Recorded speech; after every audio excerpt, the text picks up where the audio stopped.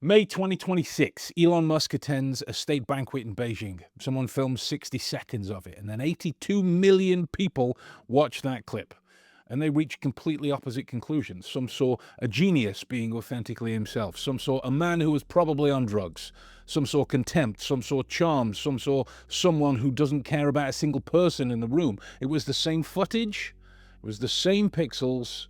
Wildly different verdicts. All delivered with, total confidence. And there's one thing that almost nobody asks. Every time, nobody asks. What does the evidence actually support? Today we're going to find out. And I should warn you now, the answer is, I think, considerably more interesting than any of the conclusions that went viral.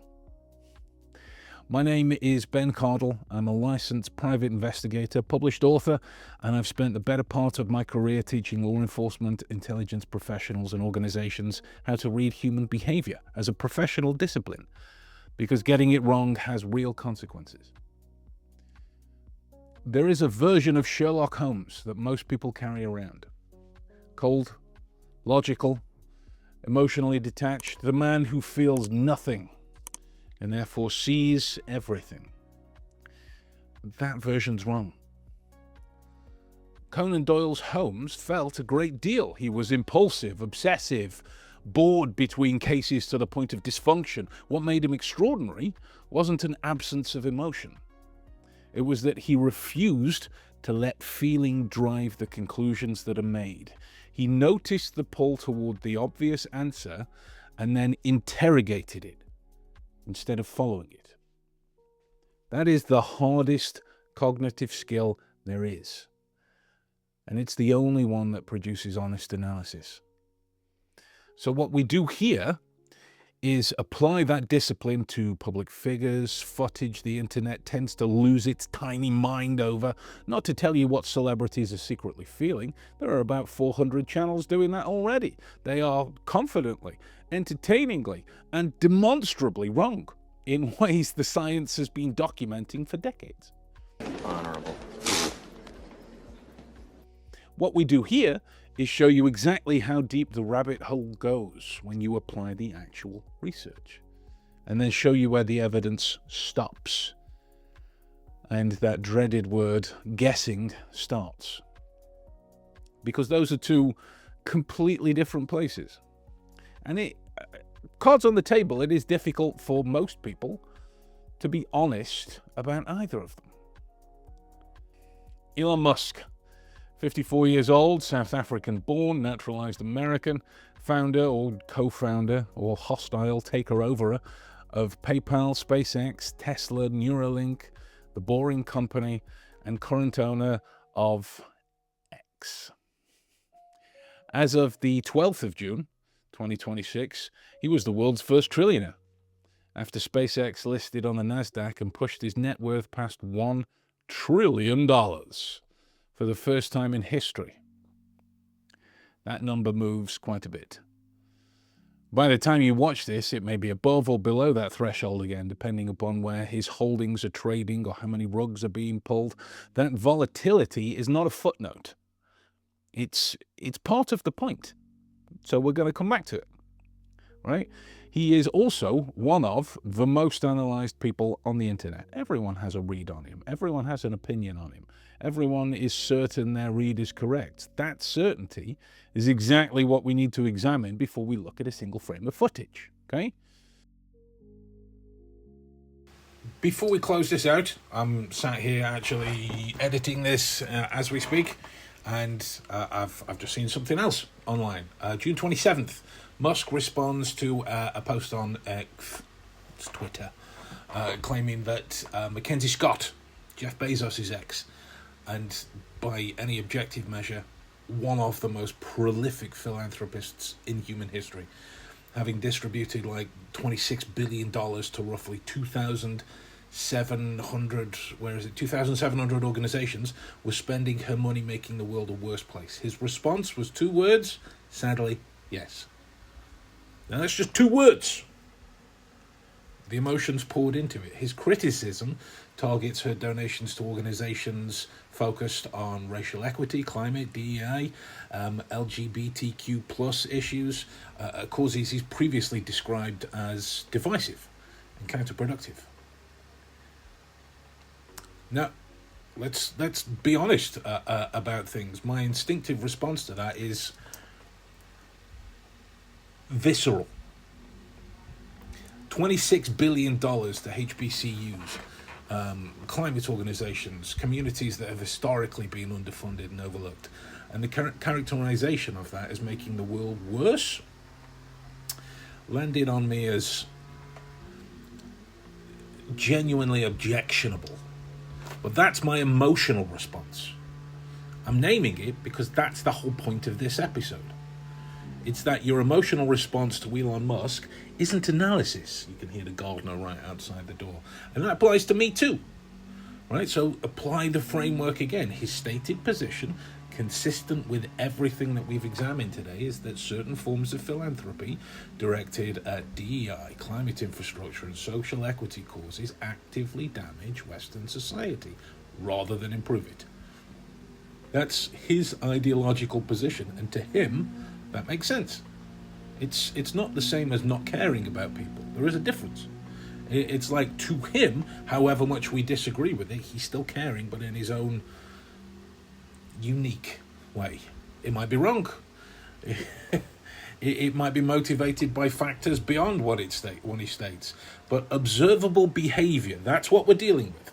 Observable behavior consistent with a specific ideological view of what happens within a society harms and helps, and all of this kind of conversation is not the same as indifference to humanity, which is exactly what we've said earlier. The mechanism is identical. The discomfort it produces in me is real, and I imagine in you guys too. The analytical conclusion it justifies is the same one it always was. We cannot determine internal values from observable behavior alone.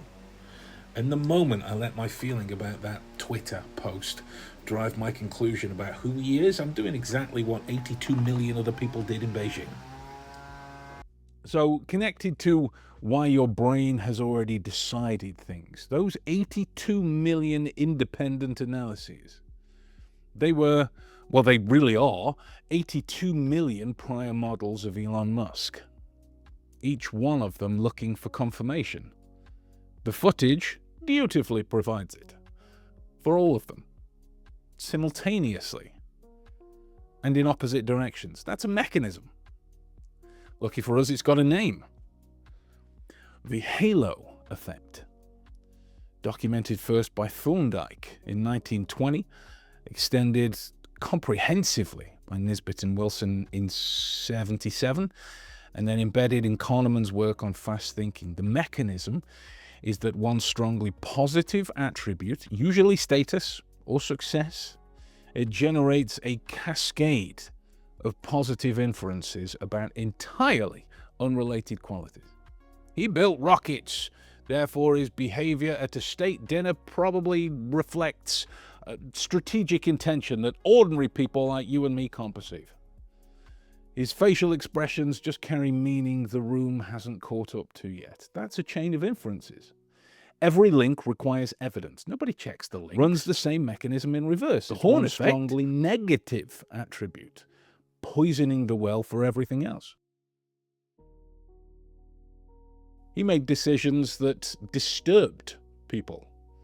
Therefore, his facial expressions at a formal dinner are contempt. Therefore, the most parsimonious explanation for his behavior is that he was on something. Tumbling down a K-hole. Same chain, same missing evidence, different emotional starting point. Both groups completely certain they're being objective, and neither group is looking at the behavior. Both are looking at their prediction of it, and then finding exactly what they expected. Like if you go back to the Nisbet and Wilson stuff, it was in relation to students rating the same lecture content differently based purely on whether the lecturer seemed warm or cold. A single prior impression altered ratings of physical appearance, mannerisms, and then content quality that had sweet FA to do with the content of it. The Beijing footage is this experiment at 82 million times the scale. And there's confirmation bias, right? Wasson documented the core mechanism in 1960. Once you've got a prior belief about someone, you process new information to confirm it rather than test it. Chances are, if this is your first time watching a video from this channel, you're doing it right now. The footage itself doesn't get evaluated on its own terms. It gets recruited as evidence for the story that's already running, which isn't inherently a failure of intelligence. It's just a feature of how human cognition operates under conditions of prior certainty. Going back to Kahneman in Thinking Fast and Slow. System 1, the rapid, confident, emotionally coherent story from minimal data. System 2, supposed to interrogate it. In practice, System 2 mostly just endorses what System 1 already produced. The feeling of certainty is not evidence of accuracy. It's just evidence that System 1 has finished its job.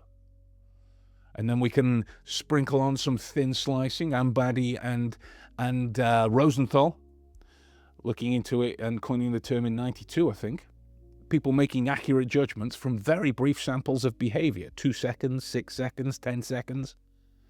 Accurate enough to predict teacher effectiveness, surgical malpractice risk, negotiation outcomes. The intuition is real. The accuracy under the right conditions is real. But the popular version, keyword, leaves things out. Right? Thin slice accuracy depends crucially on the familiarity of the cultural and situational context being judged. Accuracy tends to degrade significantly when observer and subject come from different cultural norms, different status registers, or different situational expectations. Every person watching that Beijing footage from a Western context is thin slicing a Chinese diplomatic protocol environment through a Western social lens. The accuracy literature doesn't support that transfer. Now, it's not a small caveat, but it is the ball game. The same mechanism that lets an experienced detective read a familiar room accurately becomes a sophisticated confirmation bias engine in an unfamiliar one. The confidence, it feels identical from the inside. The accuracy ain't. Then we could look at the fundamental attribution error, named in 77, which is essentially the tendency to attribute behavior to character or disposition rather than situational factors. Automatic, well-documented, and almost universal. So when someone behaves unusually in a formal setting, we reach for, oh, that's what they're like. We do that before we reach for, this situation might be producing that behavior. The situational explanation, it requires effort. The dispositional one is free. We as human beings, we tend to take the free one. When it comes to the work on the FAE, the fundamental attribution error, observers consistently underweight situational factors and overweight dispositional ones. The situational factors in that Beijing room were extraordinary. A formal Chinese state protocol, cross-cultural register expectations, high-status peer environments with continuous camera awareness, significant diplomatic weight. Every one of those factors belongs in the analysis before we reach for any kind of character explanations, and none of them appeared in the coverage. And then the layer that it pulls all of this together. Predictive coding.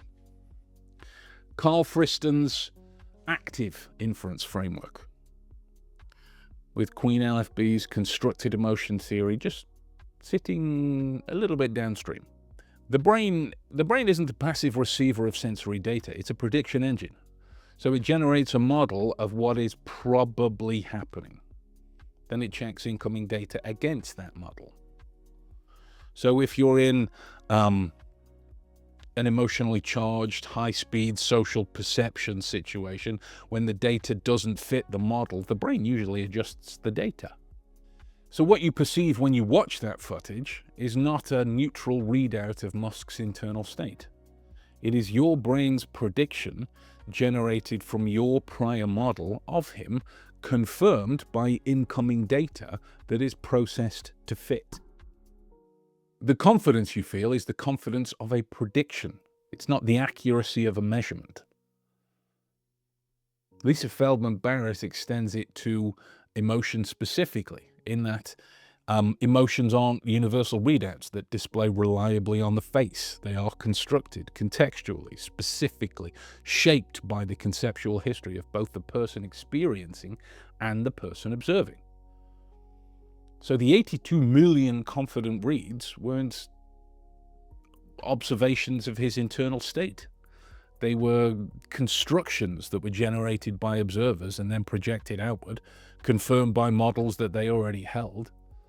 They were, in essence, disagreeing about themselves. That's the mechanism. That's why 82 million people watch the same footage, and each one of them could very likely come to different conclusions.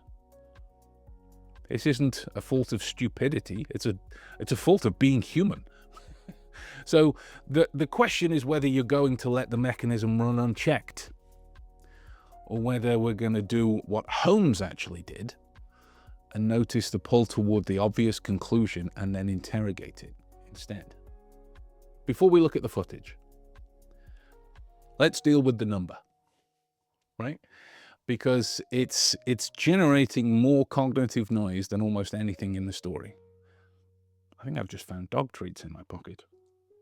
I have. Random. I didn't need to tell you, but there it is. So, Elon crossed $1 trillion on the 12th of June this year, the day SpaceX listed on the NASDAQ. It's the first time any private individual has done it. So by the time you're watching this, the number will have moved. His net worth is calculated primarily from his stakes in SpaceX and Tesla, and those prices change by the second. He may be above that threshold right now, he might be below it. Now, that's not a correction to the story, it is the story. Because, the world's first trillionaire label, and he's not a trillionaire anymore. Ha! Those headlines are both doing the same thing, essentially. They're treating a fluctuating stock-based figure as a fixed fact about a person. 1.05 trillion, I think it went to. Worth more than the next 5 richest people combined. Larger than the GDP of Taiwan. These figures landed and people drew conclusions about who he is, what he values, and what he should do. And then what his failure to do it reveals about him. Almost none of it's liquid. The vast majority is stock. It's paper value that moves with the markets. The trouble is, billionaires at this level can leverage stock as collateral for loans and then deploy capital without triggering tax events. That's real. That's the real disgusting thing. But the number itself is not a fixed store of deployable power. It's just market value of his stakes at a given moment. So the day it crossed $1 trillion, it was also capable of going back below it, which it did.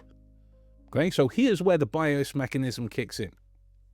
And just as we described it before, some people will look at that wealth and conclude, well, he could end global hunger several times over, and he's chosen not to. Therefore, he doesn't care about humanity. That feels like a logical inference. It isn't. It's the fundamental attribution error applied to a net worth figure.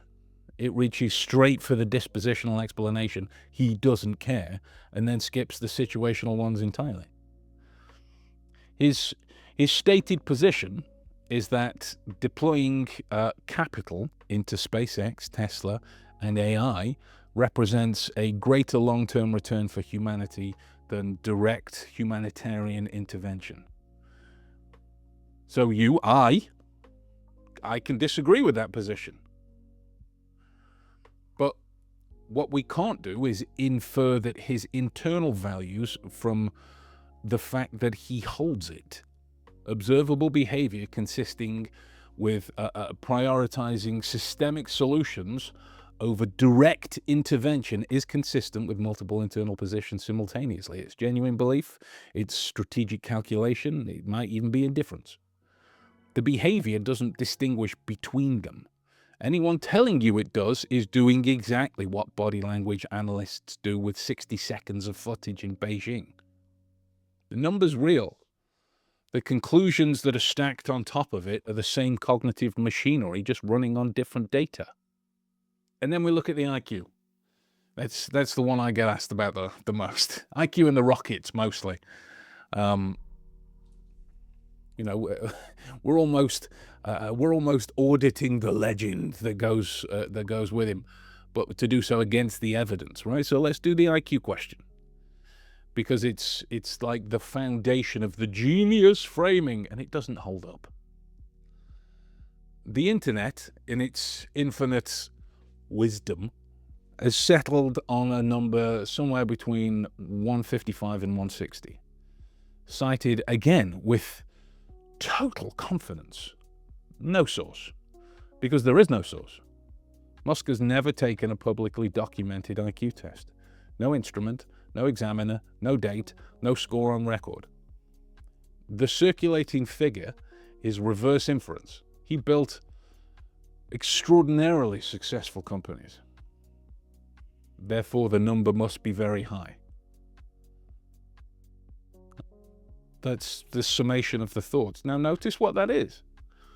It is working backwards from observed outputs to an internal attribute, assigning a confident number to something that was never measured, and then presenting it as fact. That is not measurement. That is the halo effect, generating a number, and then confirmation bias, preventing anyone from checking whether the number actually exists. It's the same error the body language gurus make. They observe outputs, facial expressions being one of them, work backwards to an internal state, and then assign a confident label to something they had no access to, and then present it as a read. It's a different domain, but it's the identical mechanism. The best actual evidence is his SAT scores. I think it was in Isaacson's biography. 670 verbal, 730 math. Standard psychometric conversion puts the estimate at around 122, 124, somewhere like that. Richard Feynman tested at 125 on a verified instrument. And he's on record as finding that hilarious, and cited it repeatedly as evidence that IQ scores were not worth the paper they were printed on. And he was, by most accounts, correct. Now, I'm not saying Musk isn't smart. He may very well be. But the evidence strongly suggests that it hasn't been documented. I'm just saying the number that you've heard and the elements that you've constructed around that are from the same cognitive machinery as everything else that we've looked at so far. And if we can't be accurate about something that is simple and checkable, then we should be substantially more cautious about the confident claims that aren't. Does he build the rockets? Testimonial evidence from former SpaceX employees suggests genuine technical engagement at depth. Real comprehension across engineering disciplines. That is credible testimony. Now, testimony is not the same as documented technical output. His title is Chief Engineer. That's a label. The magnitude of his specific contribution relative to the engineers whose names that you don't know is not in evidence. So what we can say for sure is that the rockets work sometimes. What we cannot say is we know exactly why or how much of that is specifically him, because we don't. And then if we look at the neurodivergence angle, the neurodiverse piece, it's a piece of contextual information about Elon Musk that was publicly available 5 years before the Beijing footage went viral. And he told the world himself on television to millions of people. In 2021, hosting SNL, he opened his monologue with, I'm actually making history tonight as the first person with Asperger's to host SNL.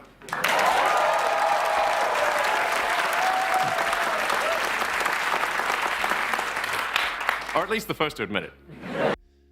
He then said, That's because I don't always have a lot of intonation or variation in how I speak. So I won't make a lot of eye contact with the cast tonight. But don't worry, I'm pretty good at running human in emulation mode. that is public disclosure. What isn't, because he never confirmed it, is a verified clinical diagnosis. He used the term Asperger's, which was a formally recognized diagnosis before 2013 when it was absorbed into the broader category of autism spectrum disorder under the DSM-5. I know we've gone beyond that now.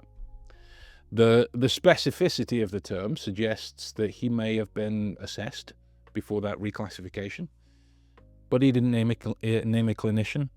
He didn't describe a formal process or produce any documentation. His description of his own traits is consistent with an ASD profile, and he doesn't have to produce that. It's totally up to him. But it needs that element influences then how we process the information that he communicates. So whether those traits were assessed and confirmed by a qualified professional, whether he identifies with the diagnosis through recognition of his own experience, as most people tend to do online nowadays, is not established on the public record. In terms of the evidential status, it's publicly disclosed, sure, clinically plausible, maybe, formally unverified. We hold that with the same epistemic humility the rest of the episode's arguing for. Okay? Because it matters analytically and a considerable amount. Every framework in the science stack we're using today was developed and validated primarily on neurotypical samples. Parakinetics, Plutchik's intensity dimension, thin slicing, Queen LFB's constructed emotion theory. The research base draws predominantly from neurotypical subjects. Applying those frameworks to a subject who has publicly described atypical nonverbal production without flagging that limitation is a category error that's embedded in the method itself. Right? Research shows that autistic individuals produce facial expressions that are recognized less accurately by neurotypical observers than neurotypical expressions are.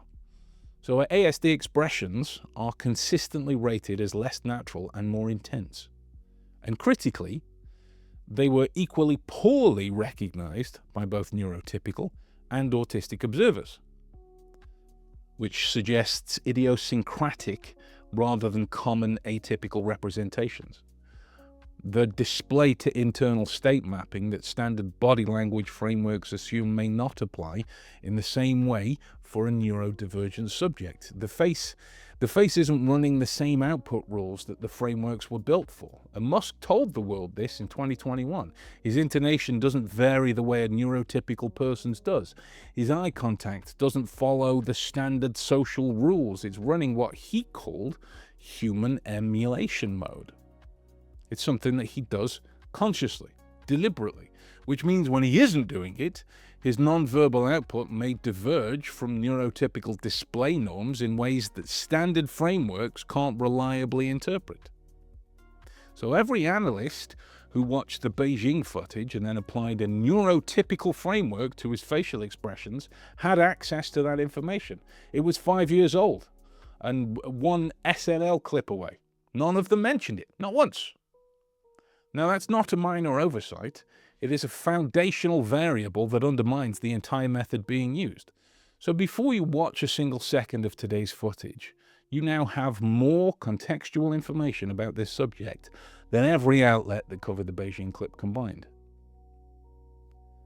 So the full bias briefing would be the trillionaire caveat, the IQ correction, the neurodivergence disclosure, and then what the research says it means for nonverbal production. And Holmes said it better than I ever could. It is a capital mistake to theorize before one has data. Insensibly, one begins to twist facts to suit theories instead of theories to suit facts. He wasn't cold when he said it. He was disciplined. Now, there is a big difference there. It's not a comfortable difference, but it's there. And that difference is what this is about, right? What direction does your bias run on Musk? Is it halo or horn? Be honest with yourself, because it matters for what follows. We're going to take a pass. The first go. This will be multiple passes, right? This is how we build up our understanding of the evidence that we have to play with. But just, just so we know what we're dealing with. Is that all right? Okay. And again, what you're going to do first time is just take a full pass at the video. I'm not going to play it all here because, the great Lord copyrights, I never know what they're going to do. But the clip is cited in the description underneath. Time codes will be there. You can watch it from there. So I shall infer that you have gone through that the first time. Whatever you just felt, whatever it was, note it. All right, note it. We are going to come back to that feeling specifically. All right. Second go, we walk through the parakinesics of it all. It's the walking through of movement amplitude. It's velocity. It's intensity. It's the Demaya, the Morris, the Poyatos, the arousal state situation. No emotional attribution at this stage whatsoever. All right? Because essentially we're doing here what none of the 82 million did. We're doing our best to establish some sort of base read, as opposed to just jumping into a hypothesis or an answer and doing our best to try and reverse engineer the situation accordingly. To read someone's behavior in a specific moment, you need to know what that person looks like in ordinary moments. Without a baseline, you're not doing analysis of any kind. You are measuring against some imaginary version of normal and then calling the gap a signal. Even more, we do genuinely have to consider the possibility that he's tumbling down a K-hole.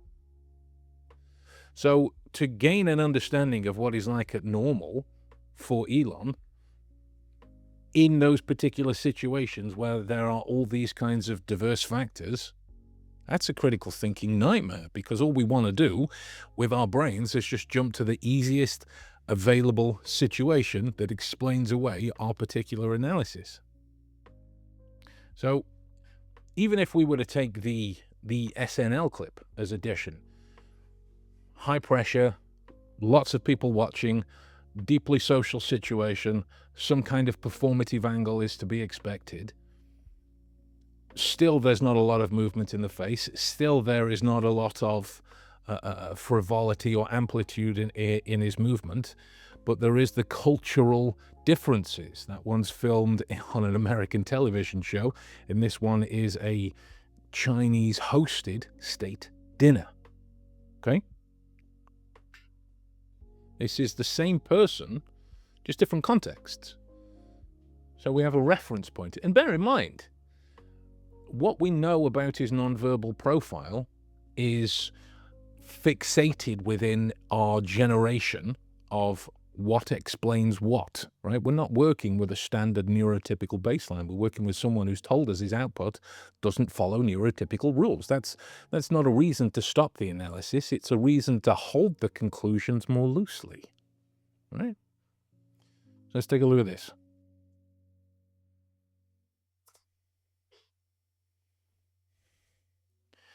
Performative, and a lot of people I've seen in some of the coverage focus on the tight-lipped angle. Now, tight lips you'll see in most body language discussions. Well, there's a retention, there's holding on to information, there's holding on to moods, there's not saying the things that are there. Unless that's built into the way that you've been holding your face for a while. And if you track his pictures over the years, whenever he smiles, however loosely, when the smile is not showing the teeth, it's just that lip pulled back. They are flat and there's not a lot going on. And let's account for the fact that he will be well aware that this person and this person are fans, right? So within this particular scenario, is there something we can say about expectations that he knows is being placed on him by these guys and so he performs for them because of that social, apparent social ineptitude as a result of his neurospiciness.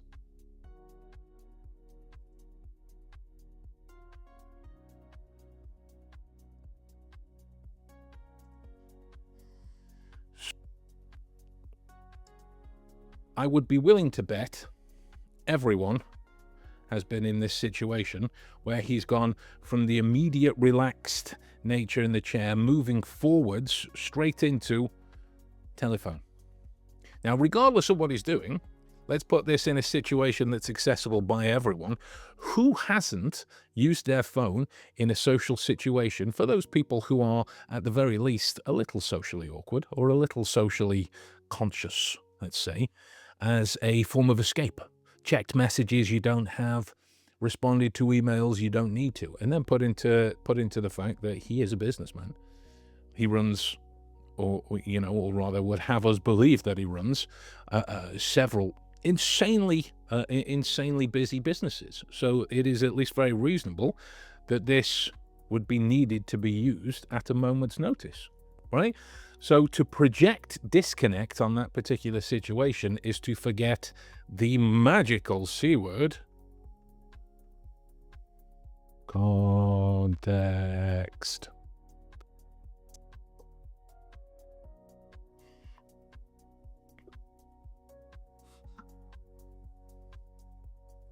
Let's go back.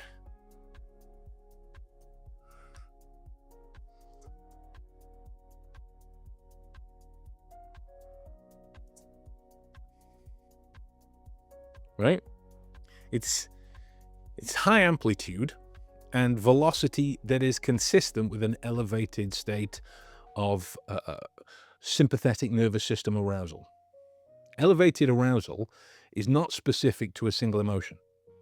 The parakinetic data gives us intensity level. It doesn't give us a label. And when you're in a neurodivergent subject, the relationship between arousal state and movement output might differ from neurotypical norms in ways the framework was not designed to account for. So let's take another pass. Let's run this through Plutchik's intensity wheel, right? Display intensity versus probable internal state intensity. Is it congruent or is it divergent, right? This is the place that most analyses tend to collapse, because it treats display intensity and internal state intensity, as the same variable. They aren't. In high visibility, high status, high pressure social environments, the divergence between what is displayed and what is actually felt is very often substantial. In a subject whose nonverbal production is documented as atypical, that divergence may be more pronounced, more unpredictable, or operating on rules a neurotypical framework can't reliably map. So, let's look at what we see. See if we can see a display reading as high intensity reflecting in low intensity behavior, or vice versa. If you think about it, high intensity discussed at surface level might reflect low intensity annoyance internally, or some kind of contextual performance with no strong internal correlate. Conflating display intensity with internal state intensity is the single most common error in popular body language analysis. In a neurodivergent subject, the error is compounded. The display rules might differ from the framework's assumptions at a neurological level, right? So let's look for intensity, or lack thereof. Caught myself there. If we're looking for intensity, chances are we'll probably find it.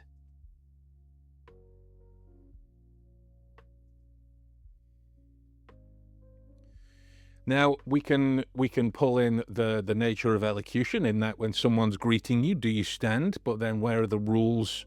Where are the rules that exist between the levels of apparent hierarchy in the situation? Is it because he believes he's above these people that he doesn't get up, in the same way with depth of bowing that exists in the Orient?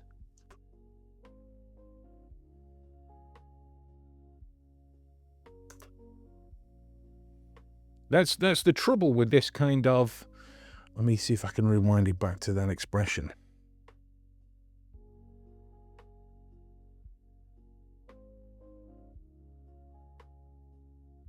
Now, there is information to state that the eye block, the breathing out is akin to exasperation at, oh God, can't these people stop wanting things from me? I can't believe I have to take pictures with them, blah, blah, blah. But there's also exasperation at the state of the event. Both of them have the same output. We as human beings just project onto it what best fits our own analysis. Right? Both are explained. We as the reasoner, as the observer, we have to hold all of these possible iterations loosely until there is evidence presented that we can grasp one of these particular things a little firmer. Right? Think about what happens when you take a deep breath. It's following whether it's pantomimed or not, it's following some kind of situation that has stressed your emotive state, however marginally. That's what we can say of this situation. In terms of the distinct reasoning, that lives inside his head. And until we get confirmation from him or any mind readers we might see, we're not going to know otherwise. And that's the key. Inferring, fine. Reasoning, fine. Breaking down possibilities, fine. Knowing,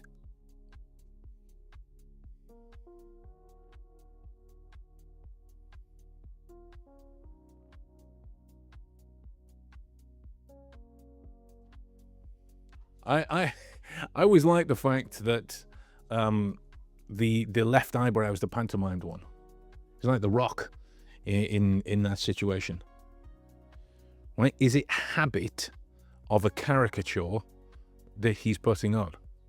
Right? In the same way that you'll see a lot of people do a double thumbs up, because that's akin to the caricature that is performative of them. Is this eyebrow raise akin to him that people then connect to? Well, he thinks he's better than everyone because he's doing an asymmetrical eye raise, therefore it's contempt in some form. The notion of universality with the kind of emotion that is apparently being expressed, it doesn't hold up to analysis at all. There is so many contextual and cultural variations that need be considered. Smile, smile, checking that both people over here have what they want, and back to business. Now, the position there, he could have whistled a small tune. He could have been letting out the labored emotion, slowly leaving him to try and maintain a state of control of whatever is arousing the sympathetic nervous system in that particular way.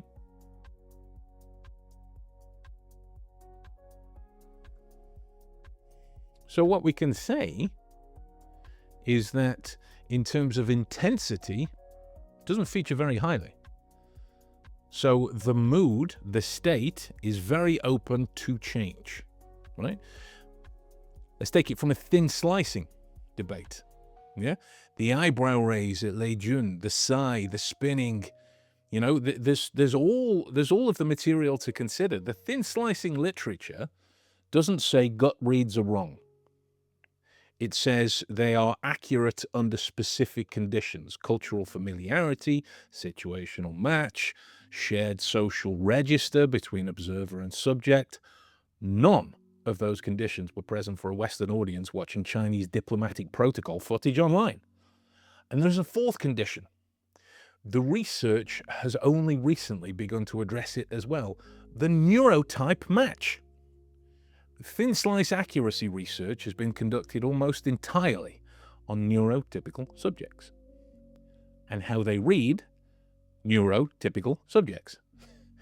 So reading across neurotypes introduces a further source of systematic error that the accuracy literature doesn't fully quantify.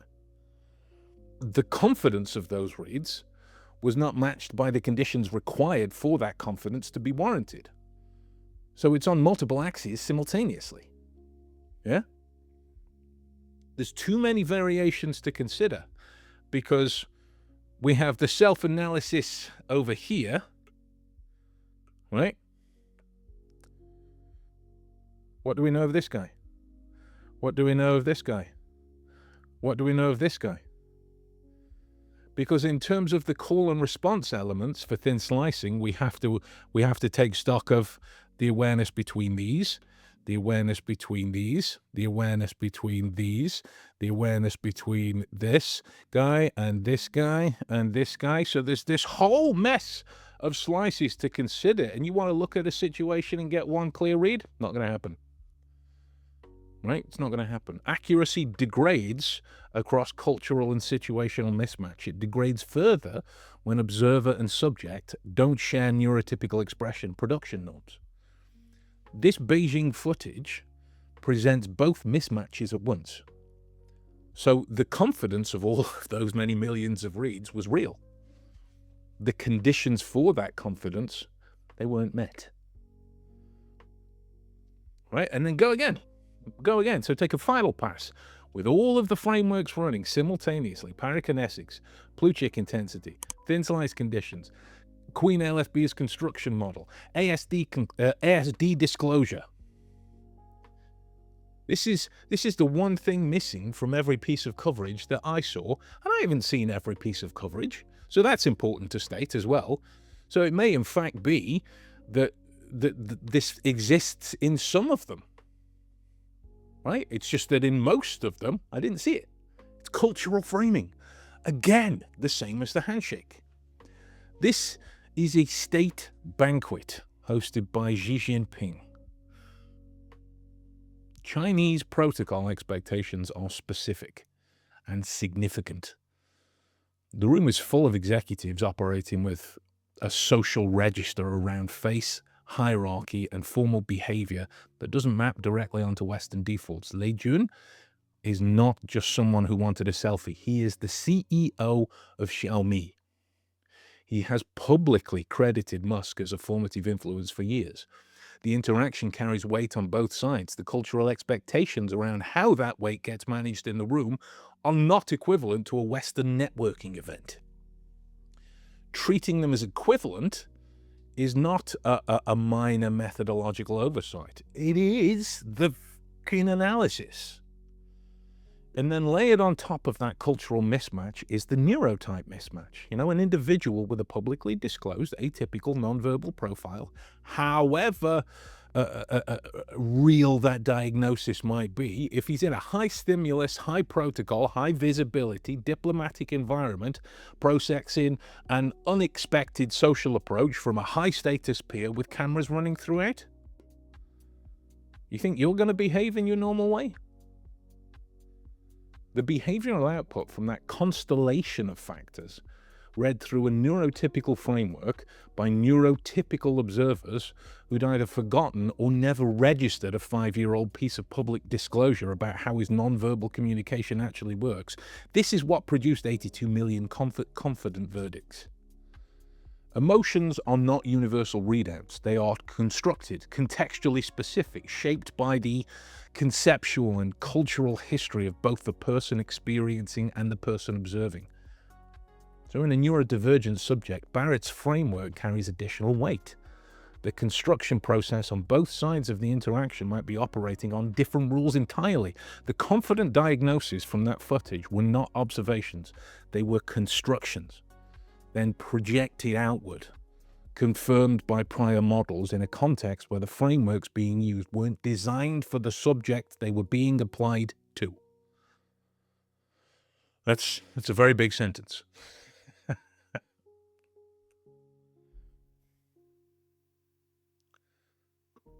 Okay. So let's look at what the coverage got wrong. Let's name the failures specifically. Failure 1. No baseline given at all, specifically for this event, right? No one took into context exactly what he is like at previous events either, right? The Beijing footage was treated as a kind of standalone signal. Musk's own archive of interviews, public appearances, documented behavior across varied settings, none of it was consulted. without a baseline, or what my friend Bob Pointer calls a personal behavioral repertoire, based on Kurt Lewin's work, as a reference point for all of the supporting information that you use to make a credible analysis. You've got no reference point. You're just narrating like most YouTube clips do. Failure 2 is a reverse inference from status. The assumption that his extraordinary success makes his behavior either a mark of genius or a symptom of something wrong.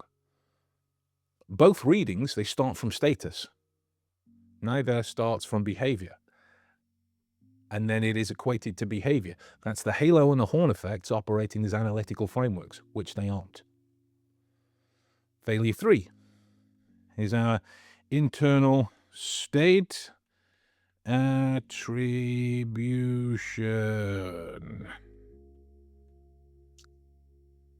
But state attribution from a facial display. Multiple outlets stated with confidence what he was feeling. Clearly irritated, visually contemptuous, obviously uncomfortable. These are internal state claims. Barrett's constructed emotion theory, Plutchik's intensity dimension, and a century of nonverbal behavior research collectively say you cannot make them from display data alone. You can note the display, you cannot certify the state behind it. To do so is not analysis. It's a guess with a confident delivery. It's going, I reckon this because I used to work at the FBI for 20 years. Right? That doesn't mean you're any good. Doesn't mean you're aware of any of this kind of stuff. Failure 4. Let's talk drugs. Right? Let's talk drugs, kids. Several commentators stated explicitly that Musk's behavior was consistent with drug use, citing a second-hand comment from a political aide. One anecdotal account does not a clinical assessment make. That doesn't make it untrue, either. It just makes it gossip with a prestigious source. Presenting it as an explanation, that's the fundamental attribution error in motion. Reach for the dispositional explanation and just discard the situational ones. Failure 5, no cultural frame. Every analysis applied a Western social register to a behavior occurring in a Chinese diplomatic setting with Chinese protocol expectations. The research on our thin slice accuracy explicitly identifies cross-cultural context mismatch as a primary source of error. The coverage just walks directly into it. Failure 6. Yes, we're up to 6. There's no neurotype consideration. May 2021. One of the most watched television programs in the world. Musk told the live audience that his intonation doesn't vary the way that a neurotypical person's does, that he doesn't make eye contact in the standard way, and that operating socially requires a lot of conscious effort. He described as running human in emulation mode. Now, he disclosed it publicly and with some precision that his nonverbal output does not follow neurotypical rules. Every analyst who then watched the Beijing footage and applied a neurotypical framework to his facial expressions had access to that information. It's 5 years old. None of them mentioned it. If you go back to the research on ASD expression production, it confirms that neurotypical observers systematically misread autistic facial expressions, rating them as less natural, more intense, and less recognizable. That is not a caveat. That is a foundational variable that invalidates the method being used. Failure 7. The absence of epistemic humility. Specifically about what footage can actually tell you. Think for a sec about what you would actually need to know in order to know what Elon Musk was feeling and intending in that room. You need to know. Notice I'm saying know, not reason or infer. You need to know. his baseline physiology going into the event, his interoceptive state, his prior relationship with Lei Jun, his awareness of the cameras and what, if anything, he was performing for them, his energy levels, his social tolerance on that particular day, his neurological processing load in a high stimulus, high protocol environment, his cultural training for that specific setting, and if he in fact was taking anything, medicinal, recreational, or anything else. You would, in short, need to have been there. And even then, you would need him to tell you. 60 seconds of footage from a single angle gives you none of that. It gives you a display. The people who told you they knew what was behind it were not analysts. They were storytellers. And the story they told revealed considerably more about their prior model of Musk than it did about Musk in that situation. So then we ask the question, what does the evidence actually support? His parakinetic profile in the Beijing footage, it shows, let me move this back, it shows high movement amplitude and velocity. It's consistent with elevated arousal state. Elevated arousal is not specific to any single emotion. The data is real. The emotional label applied to it is not supported by the data alone. And in a neurodivergent subject, the relationship between arousal and movement output, it might differ. And it might differ in scale from neurotypical norms in ways the framework can't fully account for. The Lei Jun interaction shows a facial display that neurotypical observers read as surprise or mild displeasure. That reading is itself subject to the limitations the ASD expression research documents. Neurotypical observers systematically misread facial expressions. Simple. What we can say is that the display diverged from what a neurotypical subject might produce in that social register. That's about it. What we can't say is what the divergence means internally for this specific subject with this specific neurological profile. The spinning and the phone behavior is consistent with someone either deeply comfortable ignoring formal register requirements or operating under different social expectations than the room around him, or managing sensory or cognitive load in a high stimulus environment in a way that looks unconventional to neurotypical observers, but may be entirely functional for him, or all of the above in some kind of combination. Now, all of that, it remains live hypothesis. The footage eliminates none of it. We can't say he was contemptuous. Well, we can say all of this. We can't know he was contemptuous. We can't know he was on drugs. We can't know he was disrespecting the room. We can't know he was performing authenticity. We can't know he was being himself in a way that reveals character. All of those are internal state or intent attributions. The data does not support them at the level of certainty with which they were delivered. This is all it kind of amounts to. Look at me, I'm sweating now. I need guttering. His display behavior diverged significantly from the formal register expectations of the setting. That divergence was high amplitude and high visibility, generating the 82 million views because the gap between what the setting demanded and what he displayed was legible as a signal. The content of that signal in a subject with a publicly disclosed, atypical, non-verbal profile in a cross-cultural, diplomatic setting without a baseline, without cultural framing, and without a framework designed for the subject it was being applied to is considerably less clear than anyone suggested. Wonder why that is? These types of arguments have an intellectual sex appeal for clicks, follows, and love in the comments. Where it runs out is we don't know what he was feeling or thinking. We don't know what he intended.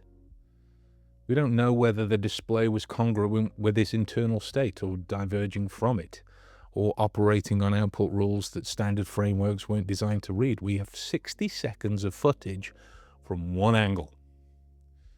Anyone telling you they know what was happening inside of his head from that is not reading their body language or their non-verbal communication. They are reading their own prior model of him and using his face as a projection for that. Guess is a swear word in my training rooms. Not because guessing is stupid, because guessing dressed as a conclusion is dishonest. In a world where 82 million people are forming real opinions about a real person from footage they aren't equipped to interpret without this framework, the gap between a guess and a conclusion matters more than most people think. Does that mean you can't hold opinions? Fuck no. I hold them. But I'm very clear about where the opinions and the facts are. These stories that I have would need to be explored. They're not concrete and fixed. So why did 82 million people watch the same 60 seconds and reach completely opposite conclusions? Because they weren't watching Musk. They were watching their own opinions and then looking for confirmation and finding it. The halo and horn effects divide the audience before the footage even starts. Confirmation bias processed the display as evidence for whatever story was already running, and then thin slice accuracy degrades across cultural mismatch and neurotype mismatch at the same time. The fundamental attribution error pushes everyone towards dispositional explanations. Predictive coding generates confident perceptions, but downstream of prior models rather than the footage itself. And Lisa Feldman Barrett tells us the emotions people thought they saw on his face were their own constructions, just projected outwards. Nobody was inherently wrong about the display. The display was what it was. Everybody that I saw was wrong about the certainty of their read. The science tells us exactly why, in enough detail that it should give anyone significant pause the next time they feel completely certain about what any person is feeling from one clip. Does being the world's first trillionaire tell us who Elon Musk actually is? No. It tells us he built, co-built, or took over in a hostile manner organizations that generated extraordinary economic value. Documented. It doesn't tell us his IQ, which has never been formally measured and whose circulating figure is a reverse inference built on the halo effect. It doesn't tell us his precise technical contribution to SpaceX, which rests on testimony rather than documented output. It does not tell us his precise technical contribution to SpaceX, which rests on testimony rather than documented output. It doesn't tell us his internal values or states, which cannot be determined from observable behavior alone, and the number itself moves as well. It crossed the trillion on June 12th. It might not be there today. It might be there today. That volatility isn't a caveat. It's a demonstration. It's a fluctuating proxy for a static truth about a person. That isn't a truth. It's a number. The conclusions that are built on top of it are the same cognitive machinery we've been examining all episode, just applied to a different data point. So what does a proper framework actually produce when applied to this footage? A more accurate set of questions rather than a verdict. Elevated arousal state confirmed by parakinetic data. Display intensity profile is inconsistent with the formal register of the setting. The cultural framing absent from all coverage. Thin slice accuracy conditions not met on cultural and neurotype grounds simultaneously. Internal state inaccessible from display data alone. Neurodivergence disclosure ignored by every outlet. Fundamental attribution error operating throughout. The framework does not produce a confident answer about what he was feeling or intending. That's not a failure of the framework. That is the framework working. The honest, ethical answer that isn't trying to garner you into any kind of opinion one way or the other is more constrained than the viral one. I mean, it's also more useful because unlike the viral one, it is true. So if you got this far, if you finished this episode feeling less certain about Elon Musk than you did at the start, that's not a problem per se. That's a point. Calibrated uncertainty is more useful than confident bullshit. Every time, and without exception. The rabbit hole we went down today exists for every public figure, for every viral clip, for every moment someone on this platform tells you they know what a person was feeling from 10 seconds and a twitch of an eyebrow.